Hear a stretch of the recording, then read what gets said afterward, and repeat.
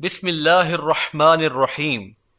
صلاۃ العیدین، مومنین کے لیے اللہ تعالیٰ نے سال میں 2 مرتبہ خوشی کے دن رکھے ہیں جنہیں عید الفطر اور عید الاضحیٰ کہا جاتا ہے۔ ان ایام کا صوم رکھنا جائز نہیں۔ بحوالہ بخاری کتاب الضحیٰ۔ اس دن کی ابتدا صلاۃ سے کی جاتی ہے۔ اس بارے میں تفصیل اس طرح ہے۔ صلاۃ العیدین، صلاۃ العید عیدگاہ میں ادا کی جائے، کسی عذر کی صورت میں مسجد میں بھی ادا کی جا سکتی ہے۔ بحوالہ بخاری کتاب الحیض۔ کوشش ہو کہ صلاۃ العید طلوع شمس کے بعد اول وقت ادا کی جائے۔ بحوالہ سنن الکبری بہقی کتاب الضحیٰ و ابو داود کتاب الصلاۃ۔ نبی صلی اللہ علیہ وآلہ وسلم عید الفطر والے دن عیدگاہ جانے سے قبل چھہارے ضرور کھاتے تھے۔ بحوالہ بخاری کتاب العیدین۔ صلاۃ العید کے لیے نہ اذان کہی جائے اور نہ ہی اقامت۔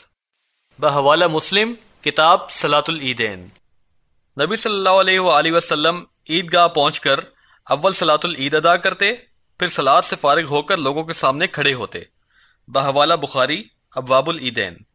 اس حدیث سے بات مکمل طور پر واضح ہو جاتی ہے کہ امام عیدگاہ میں صلاۃ سے قبل لوگوں سے کوئی اجتماعی کلام نہ کرے، کسی قسم کی کوئی تقریر ہو اور نہ ہی صلاۃ ادا کرنے کا طریقہ بتایا جائے، بلکہ یہ طریقہ پہلے ہی لوگوں کو سمجھا دیا جائے۔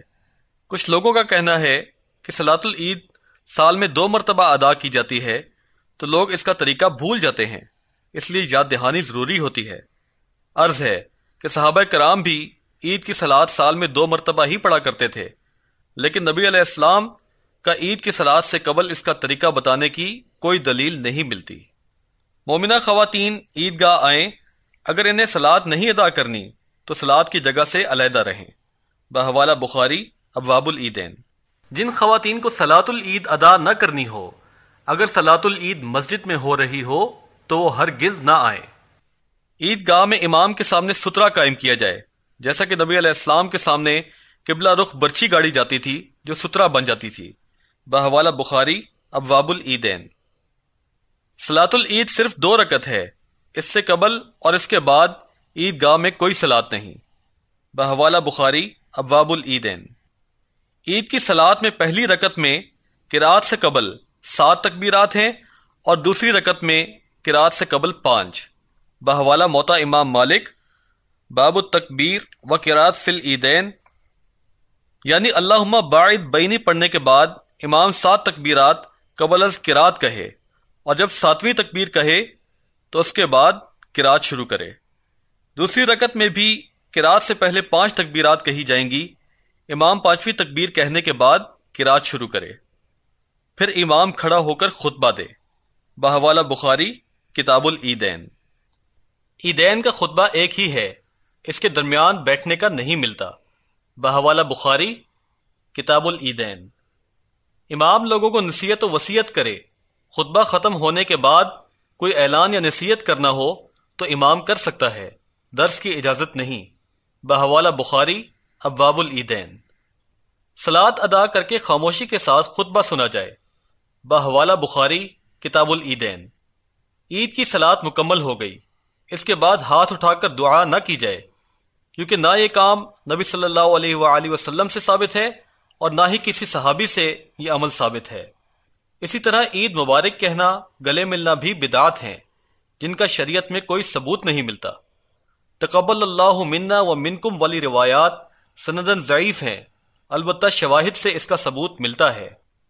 اب واپسی پر اپنا رستہ تبدیل کر کے جائیں، کیونکہ نبی صلی اللہ علیہ وآلہ وسلم عیدگاہ سے واپس جاتے تو رستہ تبدیل کر کے جاتے۔ بحوالہ بخاری کتاب العیدین۔